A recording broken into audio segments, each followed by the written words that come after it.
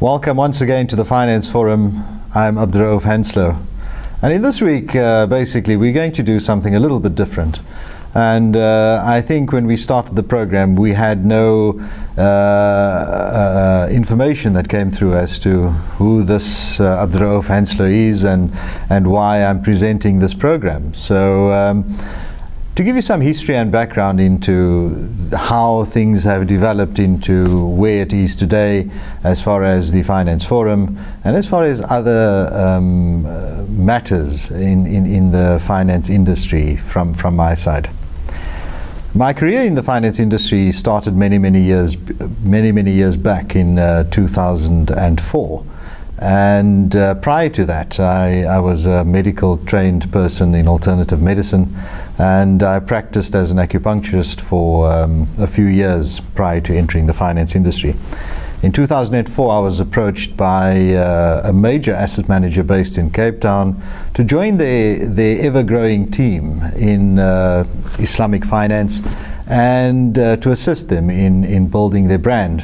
Having no knowledge in the industry, my upskilling started with that company to where it is today.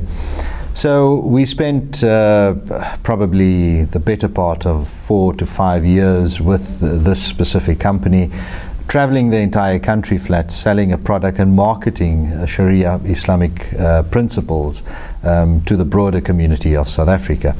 So during this time, I traveled by car branded vehicle throughout the country, myself and 2 other colleagues, and we visited each and every small little town across South Africa. And I am one of those proud people to say that at least I have had the opportunity to see mostly every little hidden corner of South Africa thanks to this company. After 5 years, I left this company and tried to seek a career in independent financial planning and advisory, and joined one of the life houses in Cape Town, where my focus was a little bit different, not specifically on Islamic finance, but looking at insurance, looking at disability covers, medical aid, as well as investments. And there I only spent about a year, but in that time I realized that finance and investment finance specifically was my passion, and that selling insurance and various other products, that wasn't my line. So I left this company after a year and moved on to another Sharia manager. Now, I have to tell you first before I carry on is that I've represented 4 of the Sharia finance houses in South Africa. And the second company that I joined was also an old company, but was going through a rebranding process, and I assisted in the rebranding, but also in the business development sector of marketing the Sharia products for the specific company. Now, business development was something new to me at this time, because I think it was also one of those positions that was just opening up and starting to blossom.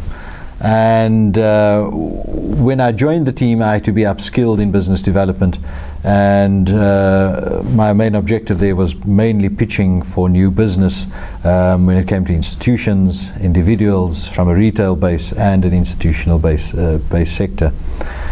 I spent 4 years with this asset manager and eventually left after that and joined another Sharia manager. And that was a stint of about 1.5 years, and the same principles followed.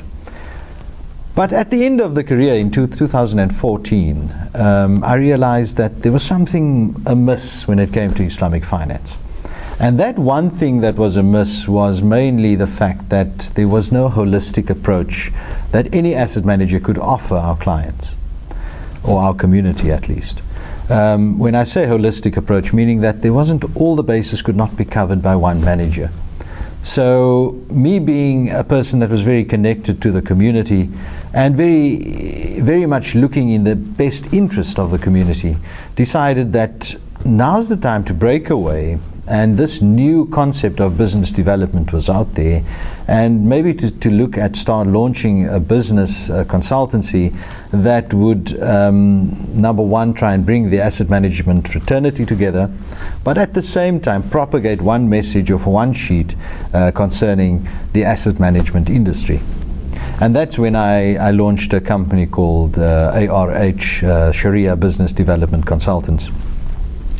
And in 2014, this consultancy went well. I managed to get the interest of many companies in South Africa, as well as one international manager who had a presence in South Africa.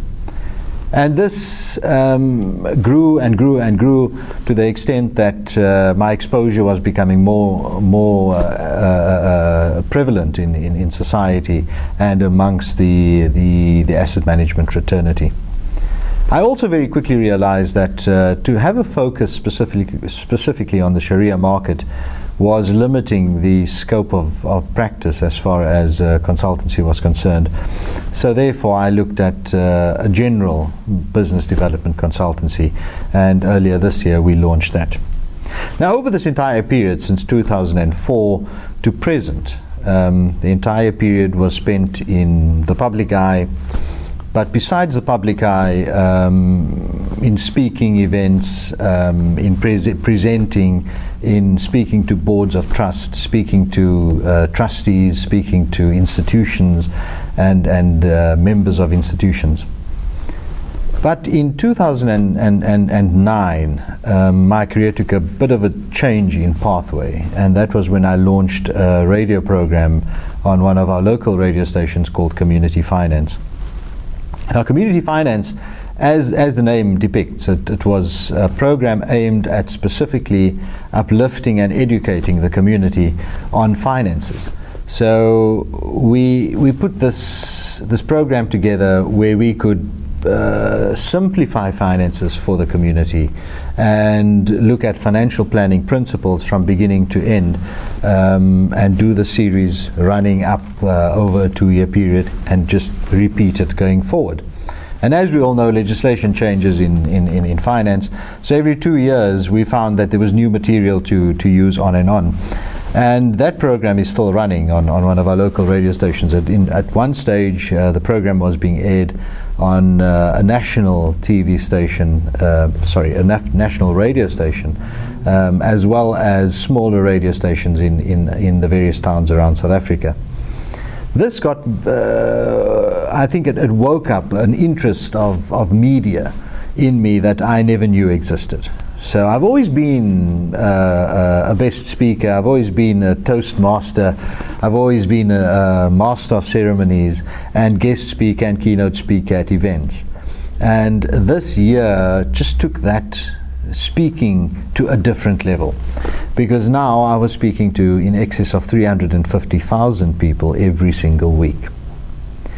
So in 2013, that went a little bit even further when the company I was currently working for at the time, one of the Sharia asset managers, decided to launch a TV program, and whereby they would interview various people from the industry and look at various aspects of the industry to engage the community on topics that would benefit the company, obviously.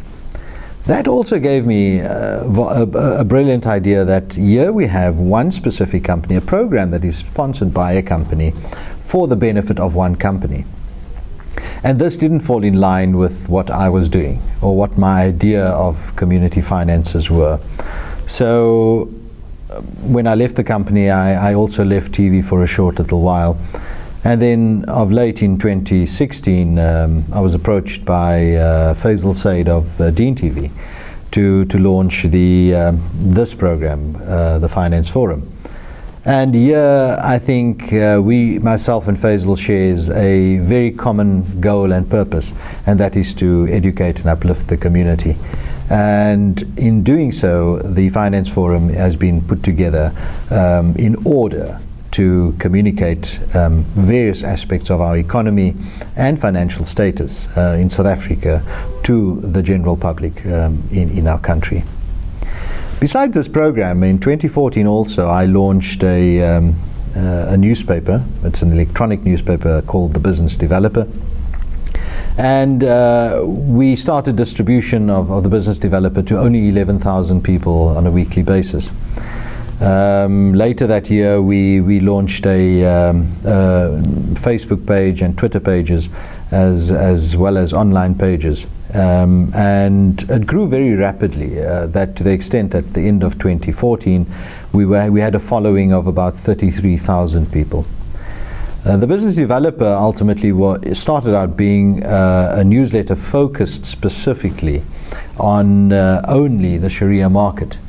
But coming with the ethos of my consultancy, I brought everything in line to make it more of a generic newsletter.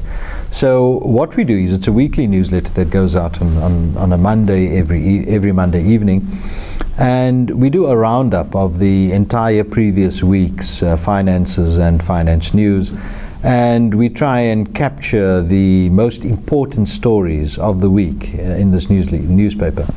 So this newspaper ultimately is only a three-page newspaper, but we do research for an entire week to make sure that the news that we're sending out to our recipients and our subscribers, that it is the most current and, in our opinion, the most important news of the week.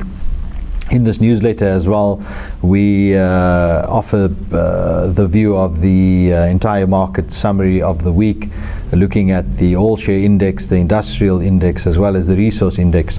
We look at the currencies, the three majors, being the US dollar, the UK sterling, as well as the euro. We look at the commodities and resources, that only three would be the gold, platinum, and Brent crude. So our subscription has peaked at the moment. At the moment, we're reaching just short of 96,000 people on a weekly basis. So in doing this for a year after we launched this newspaper, we had a lot of interest from publishing houses telling us that we should do a print version of the newsletter. I wasn't keen on that because we launched it as an electronic media device free of charge to the public. So later that in 2015, we decided the best thing to do now is to launch a magazine. But the magazine would specifically be focused on a specific part of the industry that has had no coverage up to now in the industry, and that being the Sharia finance industry.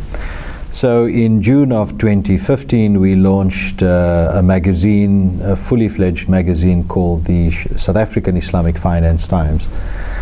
And this newspaper would, this magazine at least, would give scope to all our Sharia managers, where they could write articles for the publication on a quarterly basis.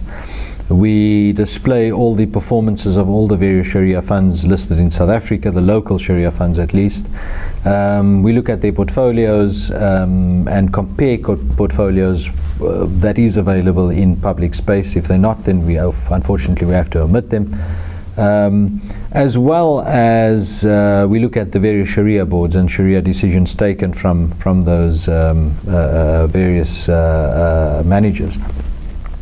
So the comments we've had in this regard, as far as the magazine was concerned, that this has become an important tool in our society, as far as looking at not specifically advice, but on guidance, as far as what is available to the public, and also what our public can lay their hands on. So, and getting commentary directly from the various asset managers, the portfolio managers, the CIOs, and various people that write for these various companies, that was first-hand information that we could publish for our community to uplift and upskill them. So that's where we stopped with our media coverage as far as that is concerned. Going forward, I mean, our magazine's still running. Our newspaper is still distributed on a Monday evening. But I think the major part of our educational spill at this time would be the Finance Forum, as well as Community Finance on radio. So our reach at this current time would be all you, the viewers of Deen TV, as well as our listeners in the Western Cape who listens to one of our local community radio stations. And we hope and we have big aspirations, but I think our main hope and our main aim is that you, the viewer, at least gets to benefit from the information that we impart to you. We try our utmost and our best to get the best people in the hot seat to chat to, people that could part with information that would benefit you and could guide you on your finances, how best to manage your finances going forward.